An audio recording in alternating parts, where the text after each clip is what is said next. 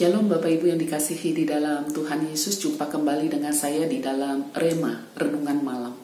Pada malam hari ini kita akan membahas topik mengenai hidup kudus. Satu topik yang sepertinya sudah usang dan seringkali kita dengar. Tetapi ini juga yang harus kita gumuli di dalam perjalanan kehidupan kita terus-menerus. Hidup kudus. Di dalam Alkitab, pemahaman hidup kudus bukan saja tentang bicara kesucian hidup. Bagaimana kita memelihara tubuh kita, memelihara hati kita, perkataan kita, pikiran kita, untuk kita dapat tetap berkenan di hati Tuhan. Tidak melakukan hal-hal, perbuatan-perbuatan yang bertentangan dengan kebenaran firman Tuhan. Kudus. Tetapi tahukah Bapak Ibu sekalian bahwa pemahaman kudus, kadosh, itu bukan saja mempunyai pengertian tanpa dosa, suci, perbuatan-perbuatan yang baik. Tetapi kata kudus itu juga berarti dipisahkan. Kudus itu berarti dipisahkan. Ketika kita menguduskan sesuatu, maka apa yang kita kuduskan itu dipisahkan di antara yang tidak kudus. Itu sebabnya ada muncul istilah haram dan halal.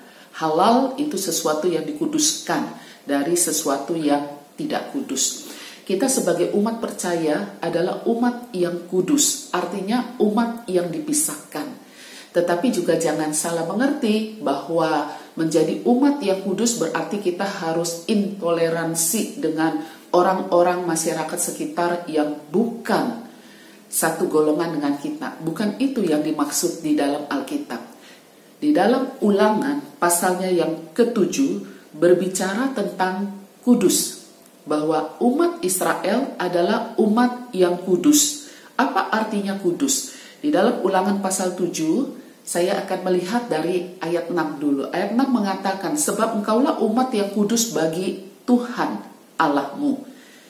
Apa artinya kudus? Kudus artinya Allahmu telah memilih engkau dari segala bangsa. Itulah kudus. Ayatnya yang ke-7, kenapa Tuhan pilih? Bukan karena jumlahmu lebih banyak dari bangsa-bangsa di sekitar, maka hati Tuhan terpikat kepadamu.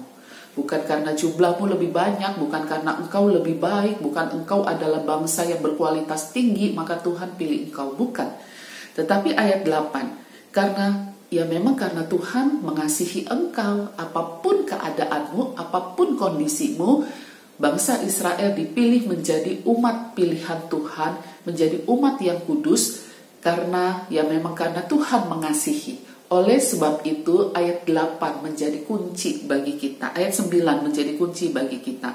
Sebab itu haruslah kau ketahui bahwa Tuhan Allahmu, dialah Allah, Allah yang setia, yang memegang perjanjian dan kasih setianya terhadap orang yang kasih kepadanya, dan berpegang pada perintahnya sampai kepada beribu-ribu keturunan. Inilah yang menjadi pegangan buat kita. Ketika kita menjadi umat yang kudus, umat yang dipilih oleh Tuhan, menjadi orang-orang percaya di dalam Kristus Yesus, bukan berarti kita menjadi intoleransi. Bukan berarti kita harus mengucilkan diri, menjauhkan diri dari kehidupan duniawi. Bukan. Tetapi yang dimaksud adalah bahwa kita adalah umat yang kudus di mata Tuhan karena kita dipilih oleh Tuhan untuk kita bisa percaya kepada Yesus Kristus, untuk kita bisa hidup di dalam kasih karunia Yesus Kristus. Oleh sebab itu, tanam dan pantek di dalam hati dan pikiran kita bahwa harus kita ketahui Tuhan adalah Allah yang setia, yang memegang perjanjian dan kasih setianya terhadap orang yang kasih kepadanya dan berpegang pada perintahnya.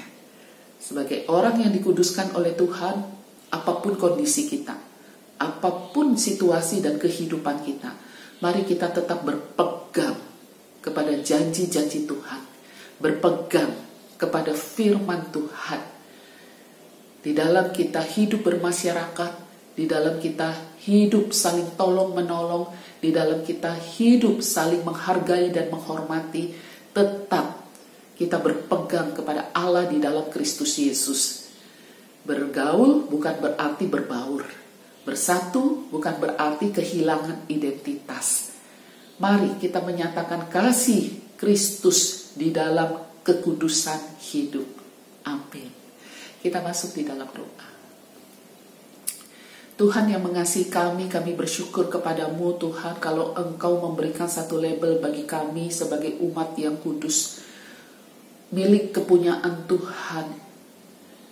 Kami bersyukur untuk iman di dalam Kristus Yesus. Tahun lepas tahun Tuhan memberikan pertumbuhan bagi kami untuk kami dapat semakin mempercayai Engkau sebagai Tuhan dan Juru Selamat kehidupan kami. Bapa di surga, pada malam hari ini ajar kami untuk kami dapat terus berpegang kepada firman-Mu, terus berpegang kepada janji-Mu. Meskipun mungkin di dalam pergaulan kami adalah pergaulan yang luas, kami bisa saling merangkul satu dengan yang lain, tetapi identitas kami sebagai anak Tuhan, sebagai murid Kristus, biarlah kiranya itu ada terpantek di dalam hati dan pikiran kami. Kasih setiamu, janji-janjimu, penyertaanmu menjadi terus bagian di dalam kehidupan kami. Dan biarlah kiranya Tuhan juga terus pakai kami di tengah-tengah kehidupan bermasyarakat untuk kami bisa menjadi garam, untuk kami bisa menjadi terang. Karena hidup kudus di hadapan Tuhan bukan berarti kami harus mengucilkan diri, tetapi hidup kudus di hadapan Tuhan tetap dimanapun kami berada, kami harus membawa identitas diri kami sebagai anak-anak Tuhan, sebagai pengikut Kristus yang setia. Terima kasih Tuhan. Di dalam nama Tuhan Yesus, Juru Selamat kami yang hidup, kami berdoa. Amin. Selamat malam Bapak Ibu yang dikasihi di dalam Tuhan. Mari kita berusaha untuk hidup kudus.